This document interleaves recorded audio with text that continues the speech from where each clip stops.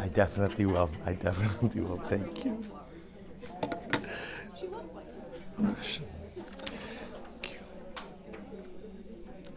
All right. Good evening, everyone. Let's begin. So we find ourselves in the beginning of Parshas Vayetezi. I also just want to welcome back Mrs. Haber, who just got up this week from sitting Shiva for her father's. We hope that of the merit that our Talmud Torah's Neshama will have an Aliyah in the family in a Chama. So with that, let's begin. I want to draw your attention. In these parshios of Bereshis, it's so hard to figure out what to really devote our attention to, because there are so many dramatic stories and incredible stories. So what I like to try to do is to focus on the stories that often don't get a lot of attention, the stories that kind of fall by we'll call it on the shoulder of the road of the more popular narrative. And one of those stories, which I think is one of the strangest stories in Chumash Bereshis, is what we're going to focus on today. Take a look at number 1. So the Torah says, remember, just to give us a little bit of context, Parshas Vayetezi, Yaakov Avinu has left the familial home under really the threat of death from Esav. He's relocating to Haran, to the house of Lavan, to his uncle. He's there ostensibly to go ahead and get married, but the truth is he's really there to save his life. When he's there, ultimately, again, he meets Rachel, he meets Leah, he gets married, Baruch Hashem. It's not exactly a happy home. We're going to talk about that a little bit over the course of tonight's shir. It's an exceptionally complicated family dynamic, and that's really putting it very mildly. So we pick up in the middle of this story. So already, again, at this point in time, we'll see 5 of the boys have already been born. So the Shvatim, the familial maturation, is already occurring. So the Torah says as follows. Number 1, Vayilech Ruven b'mei kitzir chitim. Ruven went during the days of the wheat harvest. Vayimtsa dudaim basada. And he found dudaim, the English translation of dudaim, as you can see on your sheet, dudaim. Right, dudaim. So the truth is, the reason I just didn't get into translating it is because there happens to be a fascinating dispute amongst the commentaries. What are dudaim? So some understand that it was actually some type of form of biblical remedy for infertility. That's why Reuven was bringing this back for his mother. He knew that his mother wanted to have more children. Others say they were just beautiful seasonal flowers. What exactly they were is not even so important for what it is that we're doing tonight. But Reuven finds dudaim in the field, which is quite beautiful. Vayave osam el Leah imo. And he brings them home for Leah, his mother. Now, just so you appreciate this story, Reuven at the time of this story is probably about 4, 5, 6 years old. See, he's a little boy. So it's actually a very beautiful story. He's out in the field playing, doing whatever he's doing in the field. He sees beautiful flowers, and he decides to bring them back for his mother. Such a beautiful story. So then the Torah goes on. Vatomer Rachel aleya, tinila miduda ibenech. Rachel says to Leah, remember Rachel, Leah's sisters, Rachel says to Leah, tell me, can I have some of the flowers that your son brought back? And Leah's response is shocking. Vatomer la, Leah says to Rachel, Hama'at karteich es ishi, v'lakachas gam es duda'i b'ni? Tell me, it's not enough that you took my husband. Now you want to take my child's flowers as well? Vatomer Rachel said, Lachein yishkav imach halayla tachas duda'i b'nech. Yaakov will sleep with you tonight because of the flowers that you will give me. An incredibly strange story. Right? Strange on many different levels.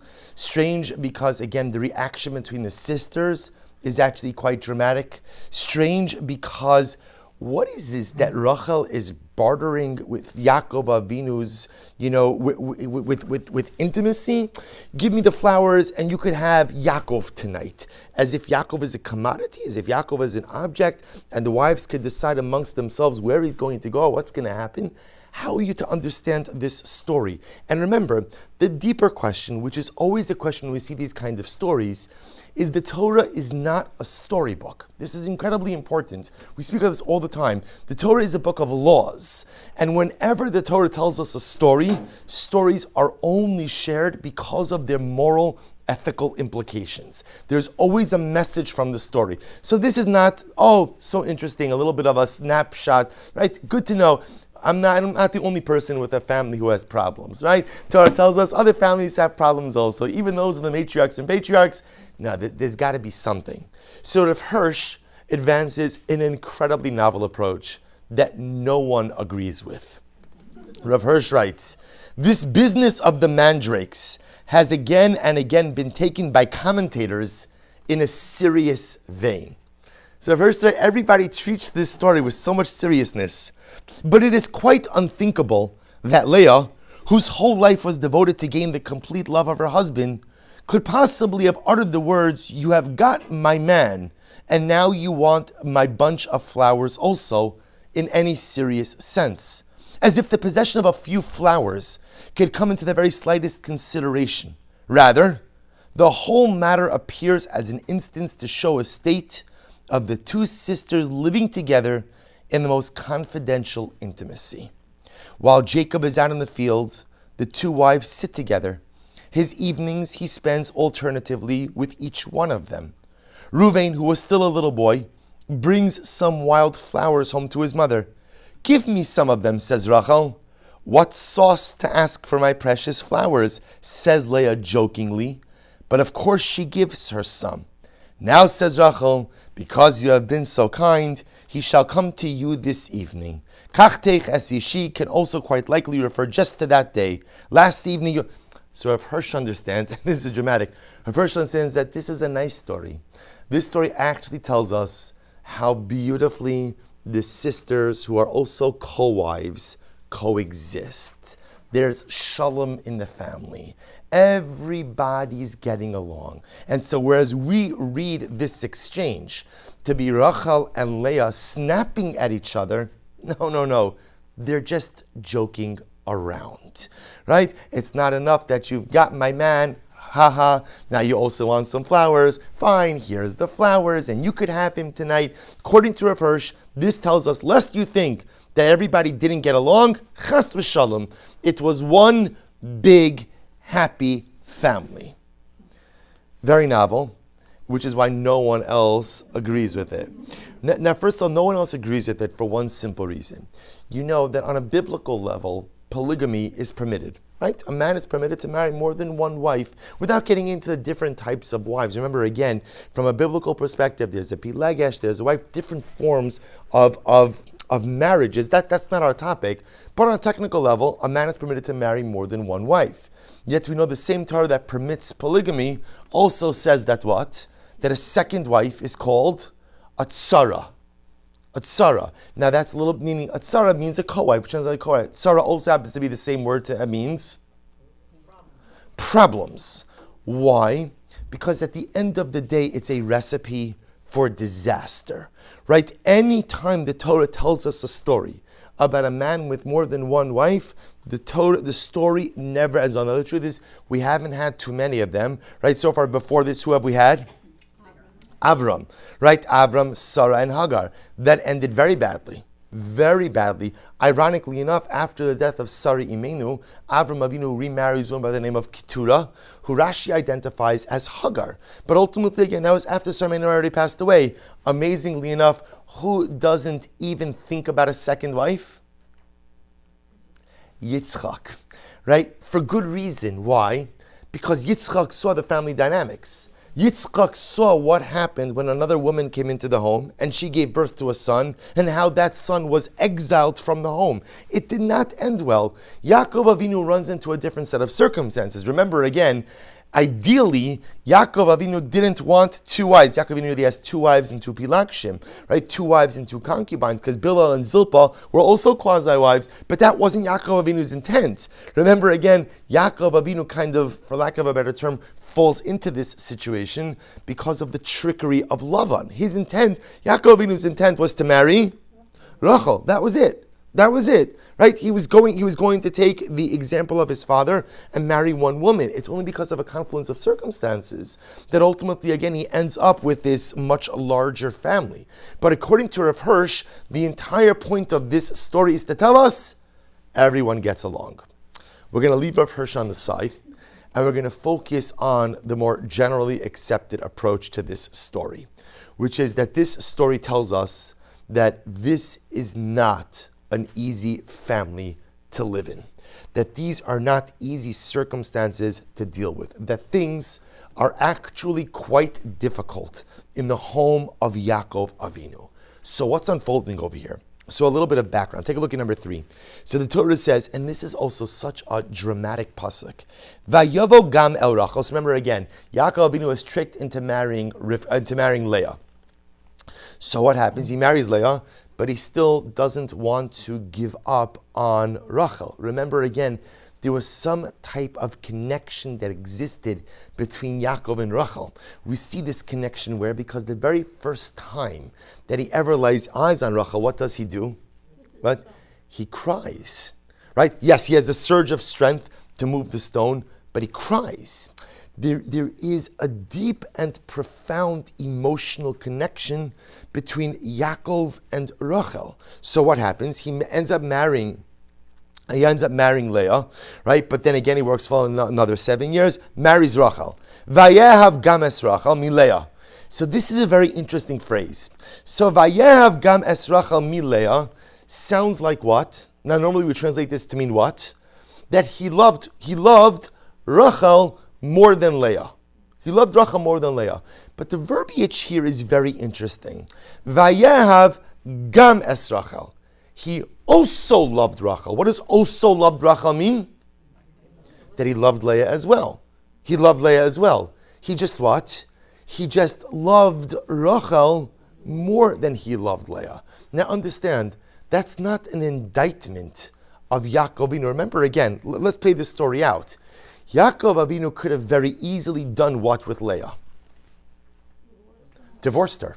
Right? Very easily, right? The morning after, V'hinehi Leah, it's Leah, surprise, right? It's Leah, it's not Rachel. He could have very easily said, I did not agree to this.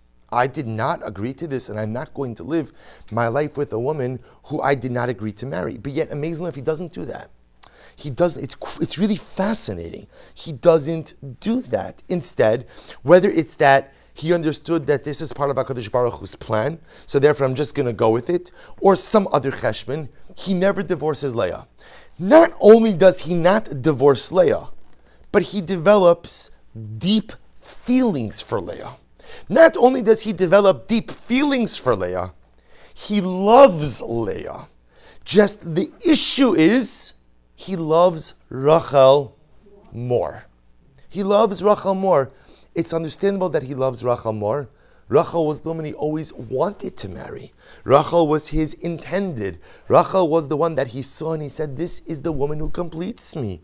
But yet again, so this is very important because sometimes we think Yaakov didn't love Leah, but he loved Rachel. And that's not what the pasuk is saying. He loved Leah, but he loved Rachel more. But herein lies the tension in the marriage. Take a look at number 4. Rav Schwab, Zecher Tzadik Livracha, says something amazing. Rav Schwab writes, Harei mashmos hapasuk she'ahav es Leah avalo kimo Rachel. Rav Schwab says, just like what we're saying, the basic reading of the pasuk tells us, Yaakov of course loved Leah, just not as much as he loved Rachel.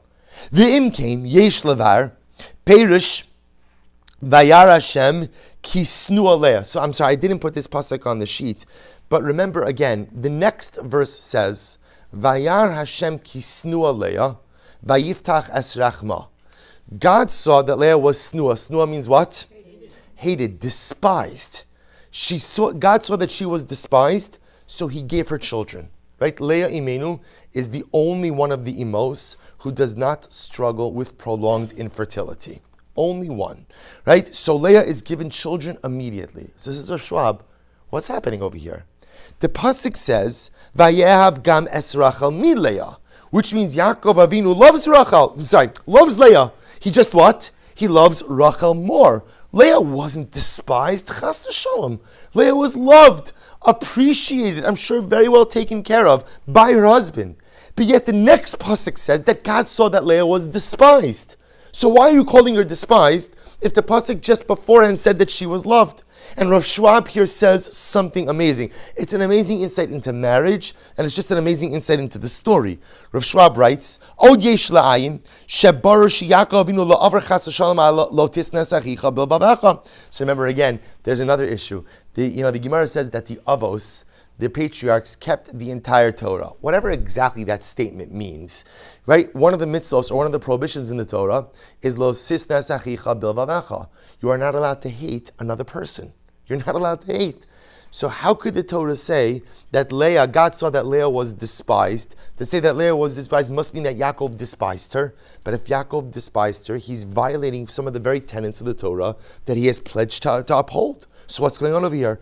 Look at the second paragraph. Schwab says something so amazing. Number 4, second paragraph. Roe mizeh. We learn a very important lesson from this, which is Bein ish li ishto eino geder sinas ha'ovim. When it comes to the relationship between a husband and a wife, love and hate have different kinds of definitions. What do I mean by that? He says, Ella sheba'avas isha acheres yoser mimena, harei zu tichashev kisina be'enei HaKadosh Baruch Hu. Rav Schwab says something so amazing. In a healthy marriage, what does a wife need to know more than anything? Not just that she's loved, but she's loved more than anyone else. That she is the center of her husband's universe. It's not enough to know that I'm loved by my husband. I need to know that he loves no one like he loves me. Says Rav Schwab something absolutely amazing. Does Leah know that her husband loves her? Of course she does. But she also knows that what? That he loves someone else more. And when it comes to a marriage, when a wife knows that her husband loves someone else more, that's the equivalent of being despised. So what Rav Schwab says is something so amazing. In number 3, this Torah is telling us the factual reality. The factual reality is that Yaakov loves both of his wives. Yaakov loves Rachel and Leah. But the factual reality is he loves Rachel more than Leah. In the next pasuk, when it says, Vayar Hashem kisnua Leah, God sees that Leah is despised. That's not the reality. What is that? What is that? That's how she feels. Now, of course, we know your feelings create your personal reality. So, Vayar Hashem kisnua Leah, God sees that Leah is despised. Leah is not chas v'shalom despised. She is loved, she's appreciated, she's cherished. But she also knows that she's not the center of her husband's universe. She knows that there is another person, another woman, who her husband loves more. And as a result, she feels forsaken. As a result, she feels hated. As a result, she feels despised. This is what is happening in the home of Yaakov Avinu. So first of all, it's an incredible insight just into marriage and what it takes to really build a meaningful and successful marriage, to make your significant other feel like they are the center of your universe. And when you don't feel that way, you feel forsaken, you feel marginalized, and you even feel despised. And we see this play out. Because look at number 5. What happens? So Leah Imena becomes pregnant. And what does the pasuk say? Vatar Leah vateled bain. So these psukim, by the way, are absolutely heartbreaking. They're heartbreaking verses. So Leah becomes pregnant. She gives birth to a child. Vatikra shmo Reuven. She calls her firstborn Reuven. Why? Ki amra, because she said, Ki ra'ah Hashem ba'ani, ki ata yehavani ishi. What does she say? God has seen my pain, and now my husband will love me. Now, why will he love me? Why will he love me? Because I've given him something that Rachel has not. I've given him a bechor. I've given him a firstborn son. So you understand how profound this is? You understand how profound Leah Imenu's pain is? The name Reuven is a contraction of 2 words. Re'eh ba'ani. God has seen my suffering. You know, normally when parents have a child, it's a time of incredible simcha, right? It's time of incredible simcha, right? It's like, imagine naming your child difficult labor, right? Meet my child, difficult labor, right? Why? Because the labor was so painful, right? The child is named, no, so you're crazy, you don't do that, right? This is simcha, this is good, this is wonderful. Leah Imenu's pain is so palpable that even when her firstborn son is born, she can't set aside those feelings of hurt and those feelings of marital neglect. But ultimately, again, they come up in the very naming of her son. Maybe now he'll love me. Maybe now he'll love me. God has seen my pain, he's given me a child, maybe now he'll love me. Vatar od vateled bein. She becomes pregnant again, gives birth again. Vatomer, and she says, Ki shama Hashem ki snua anochi. God has heard how despised I am. Now this is interesting. You would have thought it wouldn't be God has heard, but rather what is it? God has what? Seen. What does it mean God has heard? So the Mefarshim point out something so tragic. Kadosh Baruch Hu knows that I cry myself to sleep every single night because I feel so despised. I feel so forsaken. I feel so marginalized. God has heard that I am despised. Vayitin li gam hazeh, therefore he's given me a second son. Vatikra shemo Shimon. Shimon, the name Shimon Shama, God has heard that I am despised. He's given me another child. Maybe things will turn around now. Vatar od vateled bein. She becomes pregnant the third time. And now again she gives birth and she says, Vatomer, ato hapam yilaveh ishi elai. Now I know with the birth of my third child, now my husband is going to feel connected to me. Now he's going to feel connected to me. Right? This time my husband will be attached to me. Why? Ki aladati lo shlosha banim. I've given him 3 sons. Remember, Rashi points out that through Ruach HaKodesh D'imo, soon there are going to be 12 Shvatim, right? 12 tribes, 4 wives, which means each wife technically has a chelik of 3 children. Leah says, now I've fulfilled my tachlis. I fulfilled my purpose. I gave him 3 sons. Maybe he will love me now. How overwhelmingly tragic is this? Ruvain, Shimon, and Levi. Each of those births, their very names capture the essence of Leah Imenu's pain. A pain of a woman who feels despised. A pain of a woman who feels unloved. The pain of a woman who feels forsaken, not because she is unloved, marginalized, or forsaken, but because, as Rav Schwab said, she knows that she's not the center of Yaakov Avinu's universe. And if I'm not the center of your universe, then I'm despised. But then something amazing happens. Take a look at number 6. The pasuk says, Vatar od vateled bein. So she becomes pregnant. And again, she has a child. Vatomer, and she says, this is son number 4. Hapam od es Hashem. This time, I will thank God. Al kain kara shemo Yehuda, vata'amod milades. Therefore, she called him Yehuda, right? Hodah, gratitude. And at this point in time, she stopped for a little while. She still has more children, but she stopped giving birth. What's dramatic about number 6, son number 4? It's a happy name, right? Something's changed now, right? This name does not reflect any type of longing to be wife number 1. This name doesn't reflect any type of pain as a result of being unloved or marginalized. In fact, this name quite beautifully captures the beautiful essence of childbirth. Hapam odas Hashem. I will give thanks to God for giving me a healthy child, a beautiful child. Thank you, HaKadosh Baruch Hu. Midah havodah, gratitude. Al kin kra shemo Yehuda. So the question we have to analyze is what's changed. So what's changed? First three sons, Leah cannot even get beyond her marital pain to fully appreciate and embrace the joy of bringing children into this world.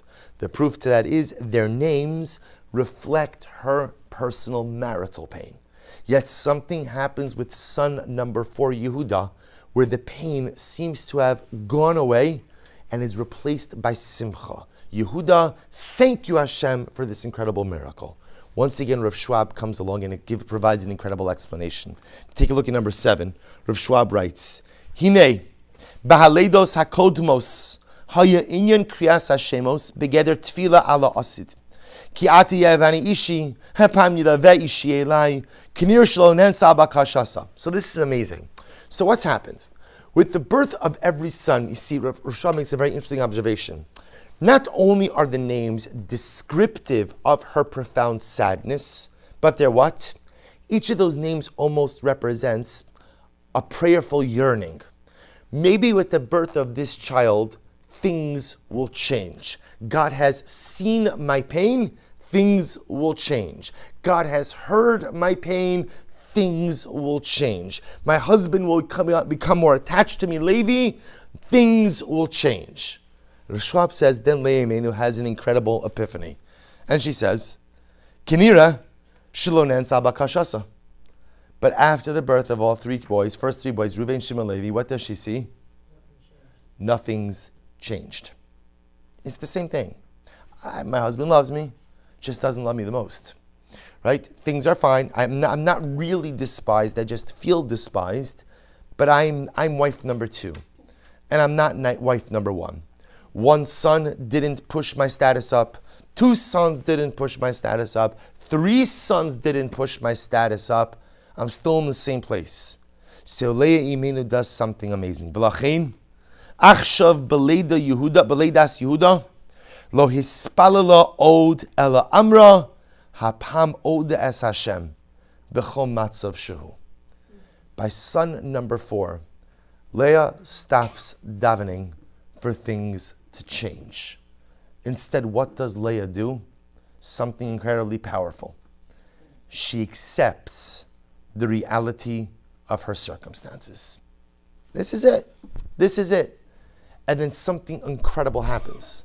The moment that she accepts the reality of her circumstances, she's able to appreciate the beautiful brachos that she has. You see, Leah was not really able to fully appreciate the birth of her first 3 sons. Why not? Because she was so steeped in pain over what she felt was a dysfunctional marriage.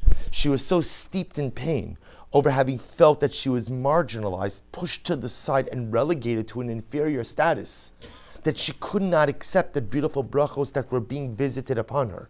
Says Rav Schwab, she went through that with 3 children and nothing changed. So when Yehuda is born, she has an epiphany. She says, I could continue to feel terrible about myself, about my marriage, and about my situation, but chances are nothing will change. Or I can accept the reality of my circumstances. And once I accept the reality of my circumstances, I can open up my eyes to appreciate the blessings that I truly have. You see, when you're overwhelmed in life by that which is broken, you cannot appreciate that which is functional and good, because that which is broken, it colors everything. But the moment you accept that the stuff that's broken may remain broken, allows you to open your eyes, appreciate and understand all of the beautiful blessings you truly possess. When Yehuda is born, she's no longer trying to become wife number 1. Rachel's wife number 1. I'm wife number 2. Rachel was the one he wanted to marry. I'm the one he was tricked into marrying. Rachel is the one who has his heart. I am not the one who has his heart. I can daven, I can cry, but it's not going to change anything. And the only thing I'm doing to myself is that my veil of tears prevent me from seeing the beautiful blessings I possess. So let me accept my reality as it is. Let me accept my life as it is. And that acceptance empowers Leah Imenu to see the beautiful brachos. So she has her 4th son, and she's like, wow. Hapam odes Hashem. By the way, how ironic is it? Now you're giving thanks to God? This is your 4th child, right? Your 4th healthy child. No struggles like the other emos had. And now for the first time, you're saying thank you to God. For the first time, you're saying thank you to God. Yeah, because this is the first time in her life, in her married life, that she's not preoccupied with that which is broken. She's accepted the reality as it is, and that allows her to see the beautiful brachos. Leah Imenu had thought that she had put this pain behind her. She accepted it, she resigned herself to it, and she moved on. And everything was fine until when? Until the episode with the Dudaim. This is where everything unravels. So now go back to what we started with. So Reuven comes back with the field, from the field with the dudaim, with the I think the English translation that's often used are mandrakes. Right? He comes back from the field with the flowers. Rachel says to Leah, "Can I have some of those?" And Leah says, "What a chutzpah! Hama'at kachtech es ishi. You took my husband. Now you want to take my flowers." Look what the Medrash says in number 8. This is an incredible so remember again, what the Medrash does is the Medrash fills in a bit more of the narrative, the discussion, or the conversation, or the fight between Rachel and Leah. Listen to this. Says the Medrash, this is a wild Medrash. Hama'at kachtech amra Leah l'Rachel. So Leah said to Rachel, Lo dayech shalakachta es ishi shenimshach libo acharecha. You know, it's not enough that you've taken my husband, that you've literally stolen his heart. Listen to these words. Shenimshach libo acharecha. It's not enough that you've stolen his heart and you have his whole heart. That's not enough for you, right? You need the flowers also. Listen to this. Amra Rachel Leah. You see, in the Torah, Rachel doesn't really respond. In the Medrash, she does. Rachel says to Leah, "You're the one with chutzpah. You're calling him your husband? Lo Leah isheich, Elohu ishi." My dear sister, you're forgetting what I did for you. Right? You're forgetting that he was my husband. You're forgetting that it was my wedding. You're forgetting that he was my intended. And I gave you the simanim, I gave you the signs so that you could stand in for me.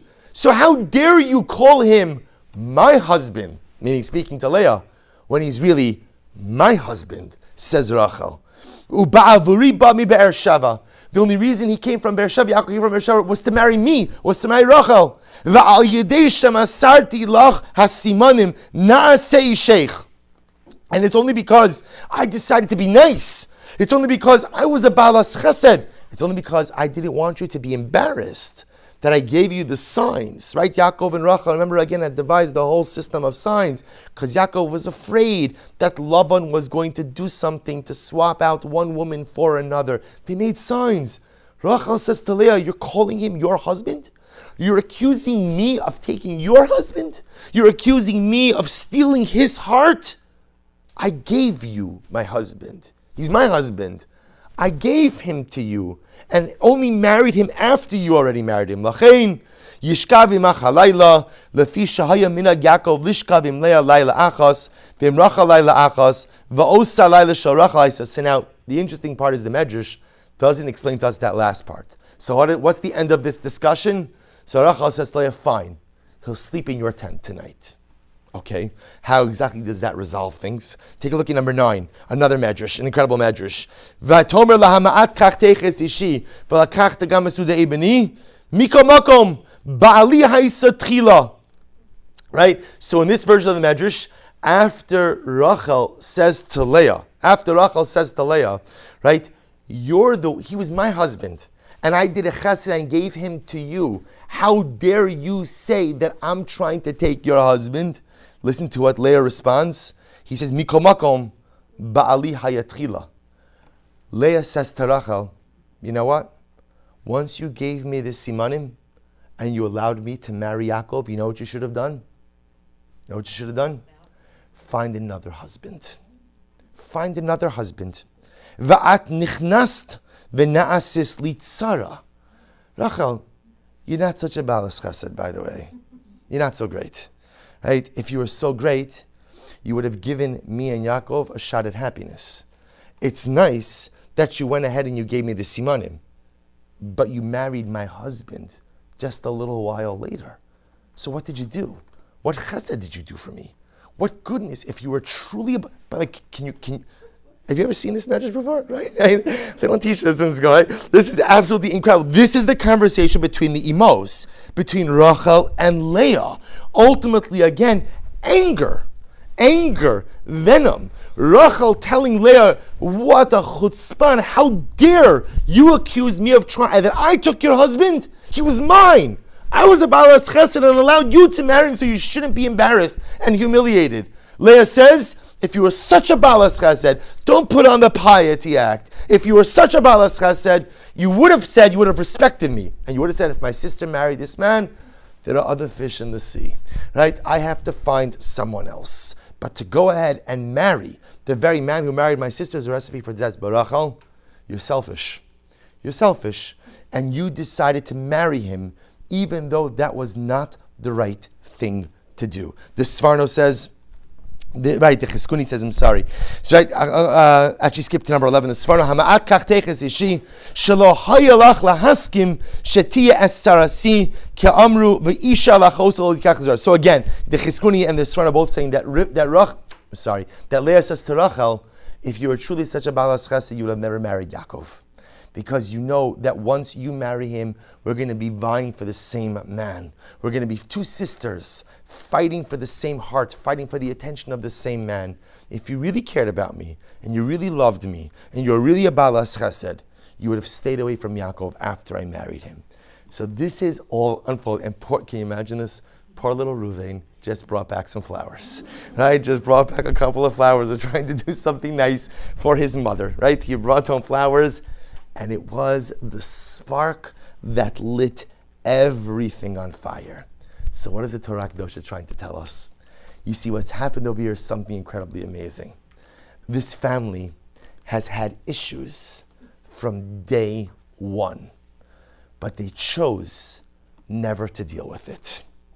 What happens when you have issues in your family that you choose not to deal with? You could sweep things under the rug for a little while. You absolutely can. The truth is, I take that back. You could actually go ahead and sweep things under the rug for a long while. You could sweep things under the rug for weeks, for days, for months, for years, for decades. But at some point in time, the dam will burst. At some point in time, the negativity, and again, the medrash, what you're describing over here, if I weren't to give you names about who this, you would say, such pettiness, such craziness. You would never in a million years think, this is Rachel and Leah? These are the emos? Yeah, because there's been animosity. And literally almost like on the cusp of hatred and negative feelings and a wife scorn and a wife feeling ultimately again that she's not loved. This has been simmering for years and years and years. And you know what happens?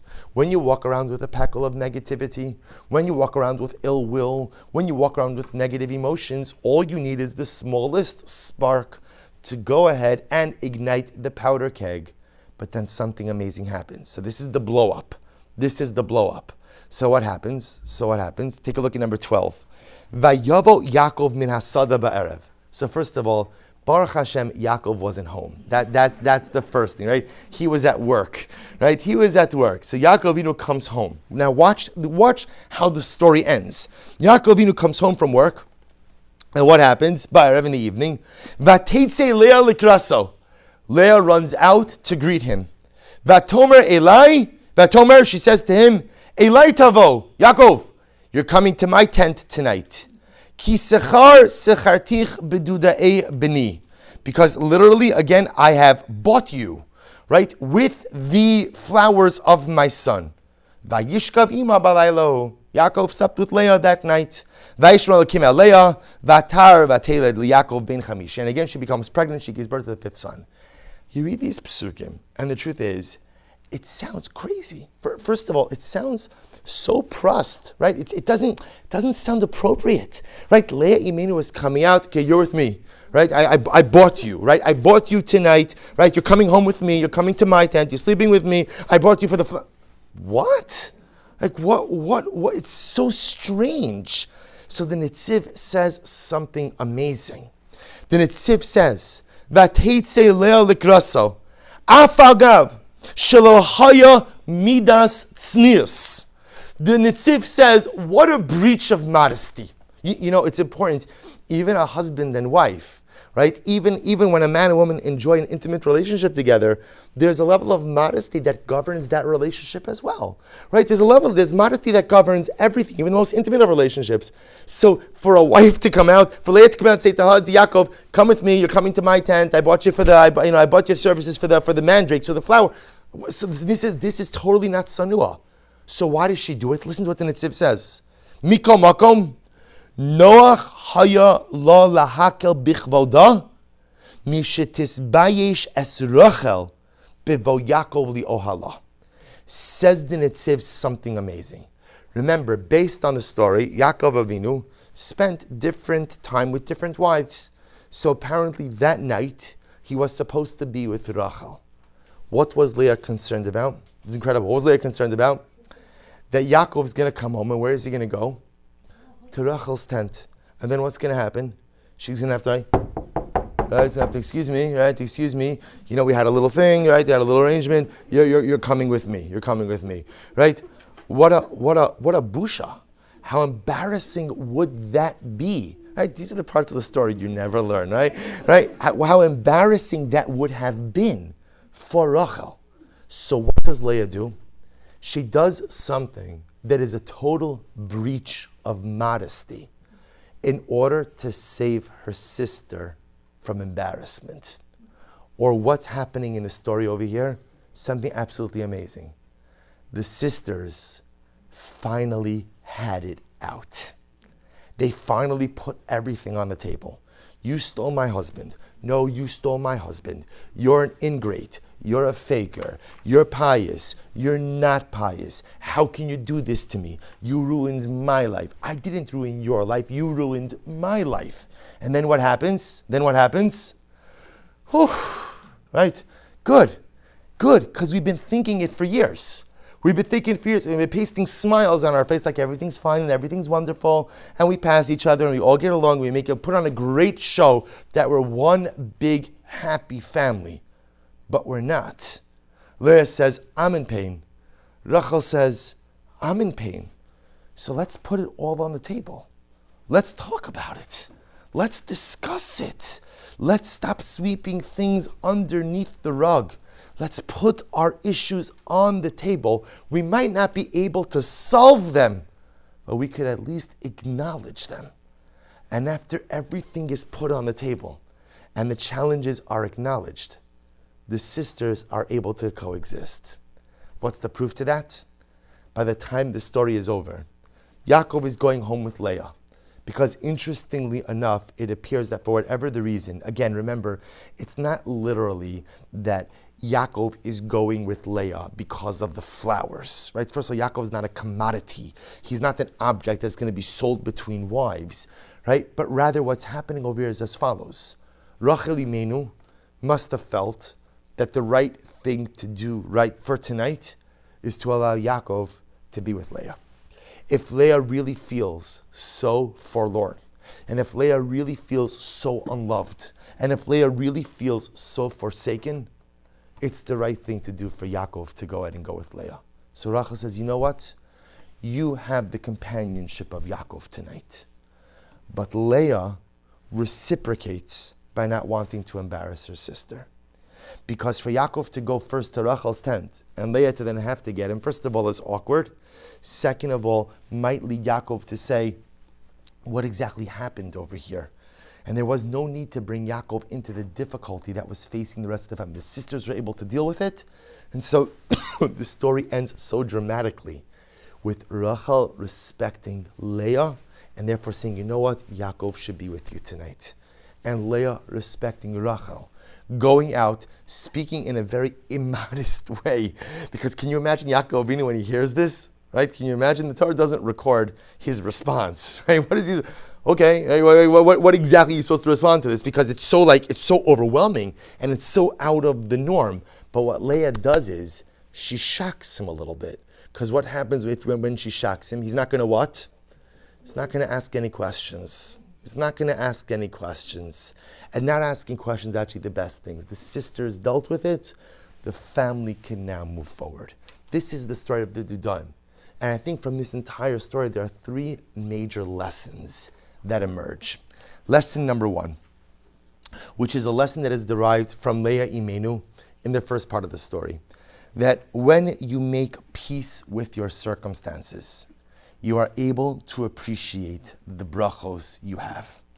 So many times in life, We are so focused on what is broken, what's not good, what's dysfunctional, what's in a state of disrepair, that we can't see any of the blessings that we possess. Because no matter how difficult or how dysfunctional your life may be, there are always brachos. There are always brachos. You just have to have the right lenses to be able to see them. Leah Imenu misses out on the joy of the first 3 boys because she is so shrouded in the misery of what she perceives to be a dysfunctional marriage. She's so overwhelmed by feelings of being despised that she cannot appreciate the incredible blessings that she has. But the moment she makes peace with her circumstances is the moment that she begins to appreciate all of the beautiful blessings she has in life. Sometimes you have to learn to accept that which is broken in order to come to appreciate that which is whole. Lesson number 2, also gleaned from Leah Imenu's life, that sometimes you have to let go of certain expectations in order to make room for new ones. In other words, Leah Imenu was living life with an expectation that she wanted to become wife number 1. She wanted to be the center of her husband's universe. She wanted to be the most beloved person in her husband's life. And she fought, and she fought, and she davened, and she cried, and she did everything. But that expectation didn't materialize. And so the moment she finds the strength to let go of that expectation, that's not going to materialize. Then what? I could make room for new expectations. I can make new room. And what were the new expectations? You see, I want to tell you something amazing. I think I mentioned this in this morning's shir also. You know, Leah Imenu might not have been the beloved wife, but Leah Imenu was most definitely what? She was the dominant maternal figure. In fact, she is the most dominant maternal figure out of all of the imos. Why? It's not just the pshat that she had the greatest number of children. It's that, remember again, who does Leah give birth to? Leah gives birth to Levi, right? Which is the kahuna, Leviah, religious leadership.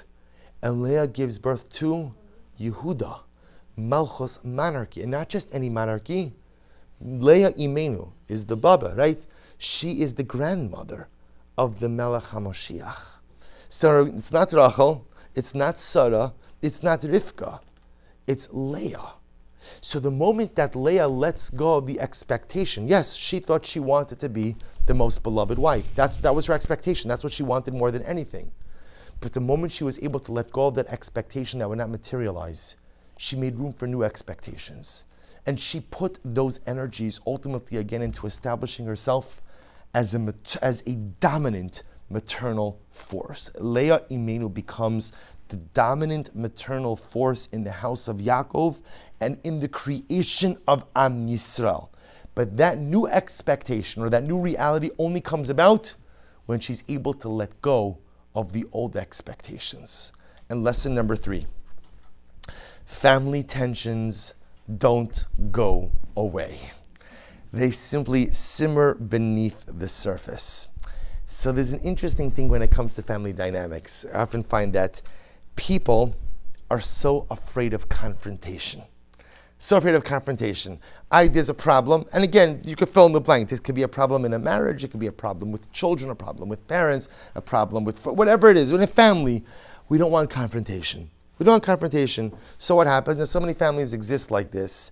There is this huge elephant, and often it's not just an elephant, it's like a herd of elephants, right? In the room, right? In the room. There are like but everybody's like smiling and nice, and can you pass this? Saying, oh sure, it's such a nice Shabbos, such a nice Yom Tov, can't wait till we get together. And meanwhile, you're just holding your breath. Please let there not be World War III, right? And let everybody go home peacefully, everybody remain intact.